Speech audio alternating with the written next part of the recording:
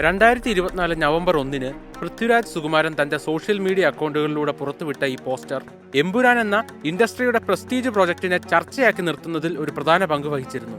മുതുകിൽ ചുവന്ന ഡ്രാഗന്റെ ചിത്രം പതിച്ച വെള്ളവസ്ത്രം ധരിച്ച് പുറംതിരിഞ്ഞു നിൽക്കുന്ന ഒരാൾ. റിലീസിന് 2 ദിവസം ബാക്കി നിൽക്കെ അണിയറ പ്രവർത്തകർ ആ കഥാപാത്രത്തിന്റെ ഒരു പോസ്റ്ററും കൂടി അങ്ങ് ഇറക്കിവിട്ടു. 4 മിനിറ്റിനടുത്ത് ദൈർഘ്യമുള്ള ട്രെയിലറിന്റെയും പോസ്റ്ററുകളുടെയും ഇടയിൽ മുങ്ങിപ്പോയ ആ റെഡ് ഡ്രാഗനെ കുറിച്ചുള്ള ചർച്ചകൾ അങ്ങനെ വീണ്ടും സജീവമായി. ആദ്യ പോസ്റ്ററിൽ വെള്ളവസ്ത്രമെങ്കിൽ ഇപ്രാവശ്യം കറുപ്പ്. തിരിഞ്ഞു നിൽക്കുന്നയാളെ അടിമുടി നിരീക്ഷിച്ച് തലയുടെ വലിപ്പവും ചെവിയുടെ ആകൃതിയും ഉയരവും നിറവും അടക്കം അളന്ന് ഇതാരെന്ന് കണ്ടുപിടിക്കാൻ തന്നെ ഒരു സംഘം ഇറങ്ങിത്തിരിച്ചു. ആദ്യ പോസ്റ്ററിന്റെ റിലീസ് സമയത്ത് മമ്മൂട്ടിയാണ്, ഫഹദ് ഫാസിലാണ്, ബേസിൽ ജോസഫാണ് എന്ന് തുടങ്ങി അങ്ങ് ഡോൺലി വരെ ഊഹങ്ങൾ നീണ്ടു. എന്നാൽ രണ്ടാം പോസ്റ്റർ കണ്ടതോടെ ഇവരാരുമല്ല, ആമിർ ഖാൻ ആണ് എന്ന് ഒരു കൂട്ടരും, അതല്ല റിക് യുൻ എന്ന ഹോളിവുഡ് നടനാണ് ഇതെന്നും ആയി ചർച്ചകൾ. എന്തായാലും ചുവന്ന ഡ്രാഗൻ നിസ്സാരക്കാരനല്ലെന്നുറപ്പ്. ഖുറേഷി എബ്രഹാം എന്ന അണ്ടർവേൾഡ് മെഗാ സിൻഡിക്കേറ്റിനെ തൊടാനാകുന്ന ഒരു ശക്തി ഉണ്ട് എന്നതിന്റെ സൂചനയും എബ്രഹാം ഖുറേഷി എന്ന കഥാപാത്രം ആദ്യമായി നിയന്ത്രണം നഷ്ടപ്പെട്ടു പോകുന്ന സീൻ എമ്പുരാനിൽ ഉണ്ടാകുമെന്ന ഉറപ്പും തന്നത് പൃഥ്വിരാജ് സുകുമാരൻ തന്നെയാണ്.